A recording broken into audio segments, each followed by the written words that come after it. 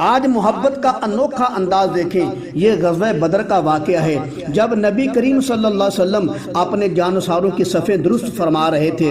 اس وقت نبی صلی اللہ علیہ وسلم کے ہاتھ مبارک میں ایک تیر تھا جس کے ذریعے صفوں کو سیدھا فرما رہے تھے۔ ایک روایت میں آتا ہے چھڑی تھی جس سے اللہ کے نبی صفوں کو سیدھا فرما رہے تھے۔ سبحان اللہ، کیسا منظر ہوگا!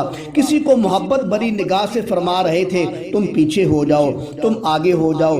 اسی دوران ایک صحابی جس کا نام سواد بن غزیہ آتا ہے، اس کے پیٹ سے چھڑی مبارک لگا کر نہایت ہی محبت سے فرمایا تم ذرا پیچھے ہو جاؤ۔ اب سواد کی محبت کا نیا انداز دیکھیں۔ سبحان اللہ، حضرت سواد رضی اللہ تعالیٰ عنہ نے فوراً عرض کیا یا رسول اللہ صلی اللہ علیہ وسلم، تم نے مجھے تکلیف دی ہے لہذا میں بدلہ لینا چاہتا ہوں۔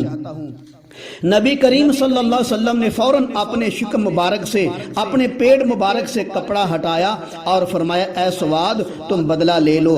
جب نبی صلی اللہ علیہ وسلم نے شکم مبارک سے کپڑا ہٹایا تو حضرت سواد رضی اللہ تعالیٰ عنہ جھک کر نبی کے شکم مبارک سے بار بار بوسے لینے لگے۔ تو نبی نے پوچھا اے سواد تو نے ایسا کیوں کیا ہے؟